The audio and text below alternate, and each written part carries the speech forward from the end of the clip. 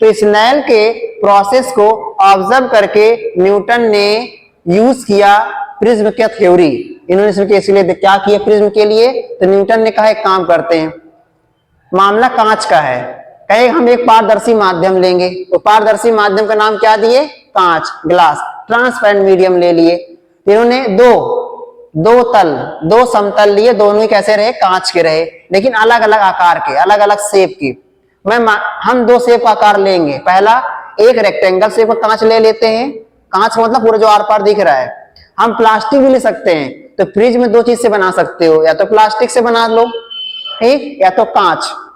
इस तरीके से हम कांच ले रहे हैं, हम दो कांच लेंगे, लेकिन दोनों कांच जो है, दोनों कांच की पट्टी रहेगी, अलग अलग शेप का रहेगा, एक कोन शेप का रहेगा, एक रेक्टेंगल शेप का रहेगा। देखते हैं हम बनाते हैं। तो अगर मान लो हम दो कांच की पट्टी लेते हैं, एक मान लो हमने लिया एक कोन शेप का पट्टी ले लिया ये, और एक ले लिया हमने रेक्टेंगल शेप का पट्टी ले लिया। इस तरीके से ये कांच की दो पट्टियां हैं,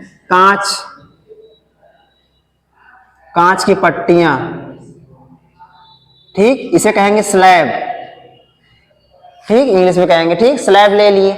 अब यहां पे ध्यान देना, यहां पे हम लेंगे दो इस शेप का लेंगे, और तीन पट्टी लेंगे रेक्टेंगल टाइप का लेंगे।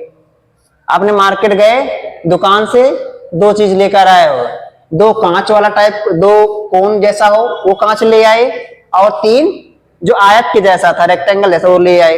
अब इन सबको न्यूटन क्या करेंगे, अरेंज करेंगे। चलो हम लोग भी अरेंज करते हैं। अरेंज करने में तो कुछ मिलेगा हमें, चलो अरेंज करें। तो सबसे पहले मैंने एक कांच की पट्टी लगा ऐसे खड़ा कर दिया, इस तरीके से, ठीक। दूसरा एक मैंने इसके ऊपर लगा दिया रेक्टेंगल, एक मैंने इसके ऊपर लगा दिया रेक्टेंगल को, और वो ट्रायंगल, एक ट्रायंगल इसके ऊपर लगा दिया, त्रिभुज। अब देखो दो यूज कर लिया, इसका मतलब टोटल कितने पट्टियां हो गई अपने पास, 5 पट्टियां हो गई है। अभी मैंने दो यूज कर लिया है, एक और करते हैं, एक इसके नीचे लगाते हैं, लेकिन अब चूंकि 2D हम क्या बना 3D बना रहे हैं, तो ये ऐसे बनेगा, एक यहां लगा देते हैं ऐसे करके। दो कोण यूज कर लिया हमने, दो कोण तो खत्म।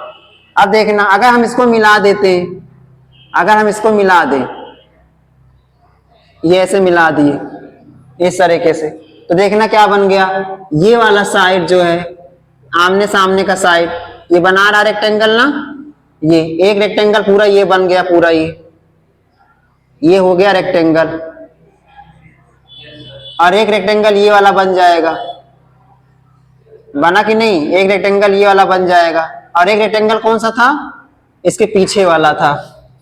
तो 3 पट्टी दिखी कि नहीं दिखी, इसका नाम दे देते ABC, ये D हो गया, E हो गया, F हो गया।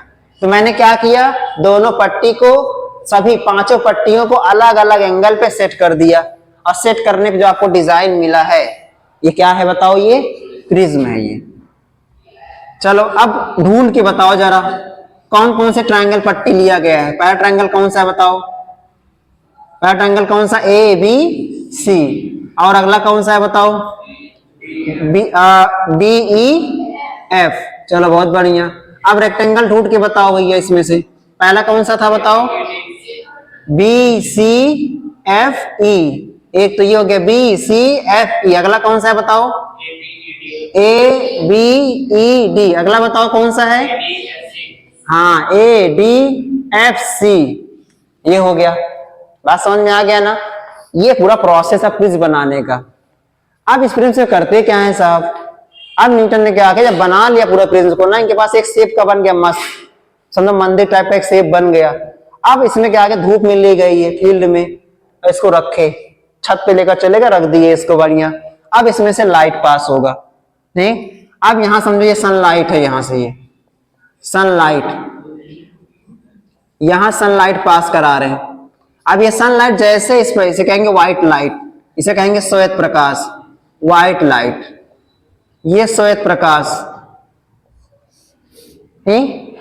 अब चूंकि अलग अलग, ध्यान देना, कई सारे कांच के लेयर हैं ये, तो इसमें अपवर्तन कई बार ऐसे से होगा, ठीक, हर एक सरफेस से टकराएगा, अपवर्तन कई बार ऐसे होता जाएगा, ठीक। इसका मतलब प्रिज्म में प्रकाश का क्या होता है, अपवर्तन होता है, क्या होगा, अपवर्तन होगा, इसे कहेंगे आपतित प्रकाश, इंसिडेंट रे। जैसे इसके अंदर जाएगा प्रकाश तुरंत मुड़ जाएगा। हो सकता है प्रकाश क्या होगा, ऐसे हो सकता है, ऐसे मुड़ जाए, हो सकता है फिर ऐसे मुड़ जाए। लेकिन जब ये प्रिज्म से बाहर निकला ना मामला, जब बाहर निकलेगा तो 7 कलर देगा। कितने कलर देगा? 7 कलर देगा, विबग्योर देगा। बात समझ में आ रहा है ना? तो इसमें क्या हो रहा है बताओ, इसी में हो रहा है, प्रिज्म में क्या हो रहा है, प्रकाश का अपवर्तन। इसमें क्या होता है, प्रकाश का अपवर्तन। कितना आसान है, रिफ्रैक्शन ऑफ लाइट हो गया। ठीक, तो पूछ सकता है प्रिज्म का प्रोसेस प्रकाश की किस घटना पे आधारित है? बताओगे अपवर्तन की घटना पे, परावर्तन घटना पे नहीं। परावर्तन में लौट जाता है चीजें। ये 2 माध्यम हो गया ना। बताओ लाइट कहां से आ रही है, बताओ निर्वात से। लाइट कहां से आ रही है? और निर्वात कौन सा माध्यम होता है? निर्वात होता है कौन सा माध्यम बताओ? निर्वात होगा विरल माध्यम। अभी जो सनलाइट है ये निर्वात, और निर्वात होगा विरल माध्यम, मतलब रेयर। और ये बताओ कौन सा माध्यम होगा? सघन। कांच कौन सा माध्यम होता है? सघन माध्यम होता है। और जब भी कोई लाइट, पूछा गया एग्जाम में, क्वेश्चन है यूपी बोर्ड में, क्या जब भी कोई लाइट विरल से सघन में आएगी तो अभिलंब की ओर झुकती है या अभिलंब से दूर हटती है? बताओ, अगर कोई लाइट विरल से, अगर कोई लाइट रे विरल से सघन में जाएगी, रेयर से डेंसर में, रेयर से अगर डेंसर में जाएगी तो बताओ लाइट क्या होगी? बताओ, अभिलंब से, अभिलंब की ओर झुकेगी, अभिलंब से दूर हटेगी? अभिलंब की ओर, अभिलंब की ओर झुक जाएगी, अभिलंब की ओर झुक जाएगी। ये एकदम याद रहना चाहिए। समझ में आया कि नहीं बात?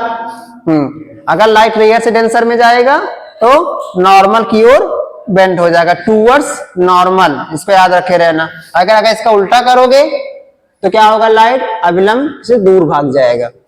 बात समझ में आ गया ना? जैसे आपने देखा नहीं है, अगर कांच जो है, कांच टूट जाए हल्का सा, उसमें थोड़ा दरार पड़ जाए कांच में, अब जब सनलाइट उसे पड़ता है तो क्या होगा, वो जो जहां कांच चिटका हुआ रहता है वो अजीब चमकता है, थोड़ा सा अजीब साइन करता है ना, थोड़ा ग्लेयर उसका अलग है थोड़ा सा। क्यों बताओ? क्योंकि वहां पे लाइट, पता है क्या होता है, अब लाइट आपका आ रहा है, जो उसमें कांच के अंदर जो लाइट है, ठीक, उसमें काम करता है पूर्ण आंतरिक परावर्तन। क्या काम करेगा? मतलब हो तो रहा है अपवर्तन की घटना, लेकिन क्या होने लगता है साथ साथ उसमें परावर्तन होने लगता है। कभी कभी पढ़ोगे उसको क्लास 12 में, कभी कभी रिफ्लेक्शन के थ्रू परावर्तन भी होना शुरू हो जाता है। उसे कहते हैं टोटल इंटरनल रिफ्लेक्शन। जैसे हीरा क्यों चमकता है इतना? हीरा बहुत चमकता है क्योंकि उसमें क्या हो रहा है, पूर्ण आंतरिक परावर्तन की घटना काम कर रही है।